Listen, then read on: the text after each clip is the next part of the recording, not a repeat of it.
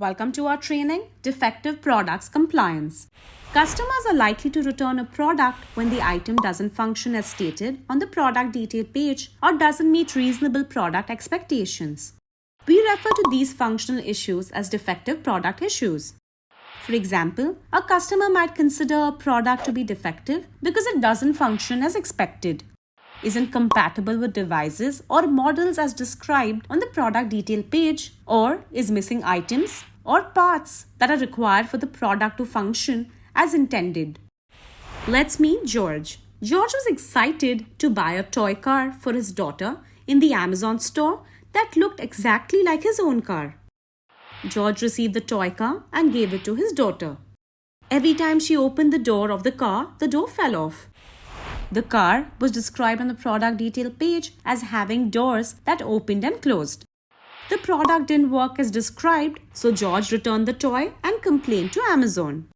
Any company who sold the toy in the Amazon store isn't complying with Amazon's policies such as the Amazon Product Authenticity and Quality Guidelines, Listing Quality Guidelines, and Condition Guidelines. If you receive a defective product notification from Amazon, you should determine the root cause to prevent future customer complaints. Let's meet Anna, who sells multiple products in the Amazon store. She monitors what customers say about her products by signing into Seller Central. She regularly reviews buyer messages using the buyer-seller messaging service, customer feedback, product reviews, A to Z claims, returns, the customer compliance summary, and the voice of the customer dashboard.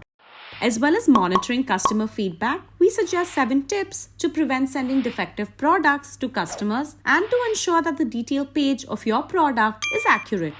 Tip number 1. On your product's detail page, clearly describe your product, its functionality, and its compatibility with other products.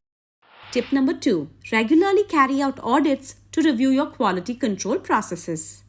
Tip number 3. Inspect products to make sure they function correctly and match the detail page descriptions. Verify that your products contain all the correct parts and are in the correct box. Tip number 4. Clearly label any defective products found in your inventory as unsellable and ensure the defective products are kept separate from your sellable products. Tip number 5. If you receive a defective product notification, perform an inventory audit to see if the remaining inventory has the same issue. When you detect defective products, work with your supplier to ensure the defect is corrected.